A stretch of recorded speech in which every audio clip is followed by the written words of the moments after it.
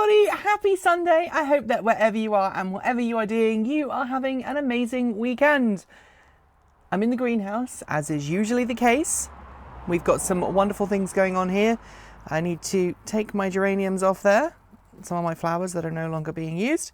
Actually, I'm going to take that right back down to there because I don't think there are any fresh flowers coming off. But look at how many flowers I'm getting on all my geraniums. It is flowering time for them. They are doing amazingly. My tomatoes are doing great. They need to be in the other greenhouse, which still hasn't gone up yet, unfortunately. Cucumbers, not as happy because they would rather have a little bit more space than they are currently getting. But they are surviving. They are growing, and we've got some cucumbers coming at last. So everything is doing well in the garden, and the weather here lately has been pretty nice. It's not been too hot, it's not been too cold, it's been just about right. My roses are doing fantastically as well, especially Rosie the Riveter, which is this one right here. It is beautiful, I love it, it looks amazing, and it has huge thorns on it, which is kind of, I think, pretty darned awesome. So we have been busy this weekend putting a new bed in the F-150 Lightning. We'll do a short video about it. We were going to do an install video, but realised trying to juggle the cameras on a hot day and trying to get everything else to work just didn't work. And as it happened, one of the GoPros was overheating, so we decided, you know what, we'll just give you a bit of a recap when we're done. We managed to put the bed rug in.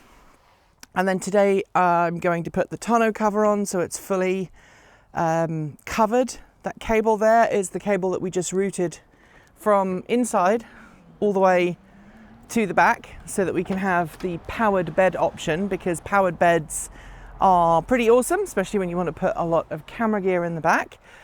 Chickens are doing great. They are fed up with the fact that it is now another year, it feels like, probably to them, since they were last allowed outside. At some point today I need to cut the grass because my grass is growing way too quickly. My garden is doing okay. Some of the weeds are overtaking my onions, which I need to deal with in a bit. But I think that one of the chickens was upset with another chicken, which happens sometimes. But I think the big thing this weekend is look at how quickly my cauliflowers are growing. They are just growing hugely right now. They are just coming on in leaps and bounds. Ditto with my broccoli. These are going to be ready to eat in very short order, and I cannot wait. But you don't watch Sunday Musings just to watch me talk about the garden. At least I know some of you do, but not all of you do. What I want to talk to you about today is something a little bit different. Namely, the car that we've got on loan right now. We've only got it for a few days.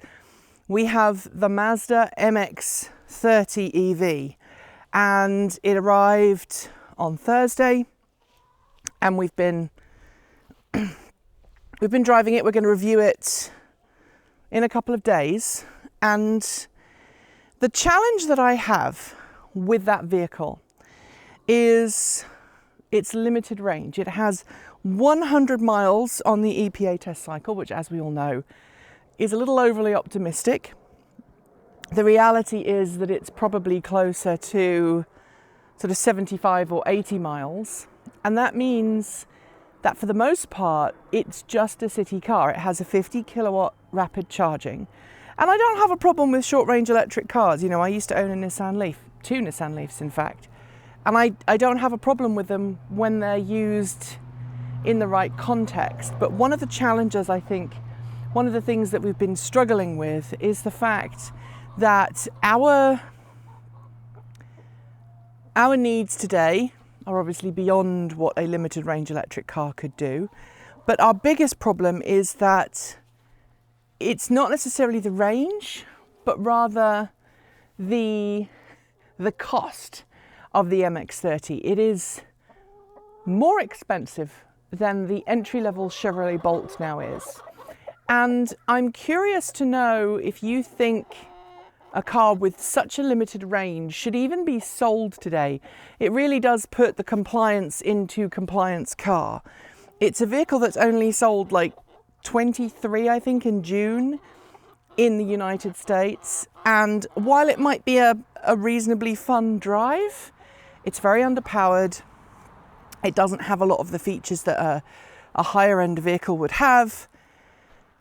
But it also doesn't have features that more affordable, cheaper cars have. And it's got me wondering, you know, what is the barrier to entry for a low range electric car? Would you buy an EV like that if it was $15,000 or pounds or euro or whatever? What price would you go, yeah, I'll buy that car and I'll drive that car even though it has a limited range? Because, you know, you could buy 3 used Nissan Leafs with the same range as that car for the same price. And it makes me wonder why automakers, well, we know why, it's compliance car, they don't really want to make them. But at what point does an EV become usable? At what point does an EV with a limited range become something that you look at and go, okay, I'll buy that. Even though it has a limited range, it is this amount and I can afford that. And that's a good price for a vehicle with that range.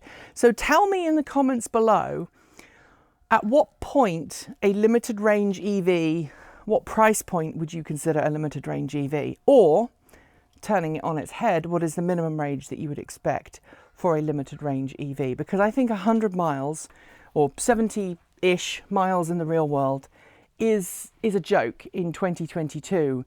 When we've got 2 cars on the driveway that both easily do 200 miles and one can easily do 300 miles. Leave your thoughts in the comments below. Let me know what you think. And before I go, I would like to thank all of you who made such wonderful, wonderful comments this week about our content and about what we're doing and about us continuing to make content, because it's been a tough couple of weeks. So thank you if you stepped up to the plate. There have been lots of new patrons that have joined this week. We haven't listed you yet in the credits because we've been rushing around doing other things. Michael and I are off to New York next week for the Formula E race series. So there's going to be some other stuff that we're going to be doing, and I just wanted to make sure to thank you so you didn't feel left out. That is it for today. Thanks for watching. If you liked the video, be sure to give it a thumbs up, and don't forget even to leave your thoughts below or in our free to join Discord chat room. There are links in the description. And if you did really like the video, why not leave us a super thanks? If you haven't already, make sure you subscribe to this channel and to our main channel, Transport Evolved, and give the bell a ring to make sure you know when our next video goes live. Thanks on behalf of the entire crew go out to everybody who makes this possible, whether you've been supporting the channel for 5 days or 5 years. And thank you to everyone who supports us on Patreon and YouTube, as well as those of you who just watch and share, because that is also supporting the channel. Thanks on behalf of the crew go to the folk on my right. They are our charged up level supporters, and thanks to our self-driving tier supporters, Chris Maxwell, Pedro Muropin Hero even, Patrick Boyarsky, Bennett Elder, Brian Newton, Dave Kitchen, Michael Goad, Ricky Leon, Andrew Martin, Guido Dahota, Brophy Wolf, Tesla in the Gong, Gordon C, Stephen O'Donoghue, Carl Hodgson, Anthony Coates, Regine Fellows, Jim Burness, Chris Ascenta, Chris and Michael Johnson, Peter Dillinger and Denny Hyde. I am reading this in direct sunlight, so I keep screwing up names. And of course, thanks very much, super out of this world thanks to our Starman level supporters. There are some new names that are not in the list, so if you are a new Starman, please know that we have not forgotten you. But the ones we have on the list right now are Anonymous Freak, Marcel Ward, Reggie Watts, Rory Litwin, Joe Bresney, Reed R, JP Fagerback, Russ, Will Graylin, Matthew Drobenak, John Lyons, Andrew Glenn, Paul Conway, Laura Reynolds, Ellery Hensley, and Ian. If you would like to join that wonderful list, you can follow the links below for Patreon, or you can join the YouTube channel on our main channel and become a member of the channel there, or you can head to Ko-fi and send us a Ko-fi. You can send us a tip that way, or you can go to our swag store and buy some of our swag there. I also want to ask you, we are coming to Fully Charged Live USA in September in San Diego, and we are contemplating bringing some t-shirts to buy at the event, and they will not be ones that are currently produced by our store. They are going to be produced in Portland by a new partner of ours, And I would love to know if you would come and buy one, and what size you would want if you were coming, and what price you would pay for merch for the channel. So leave your thoughts in the comments below.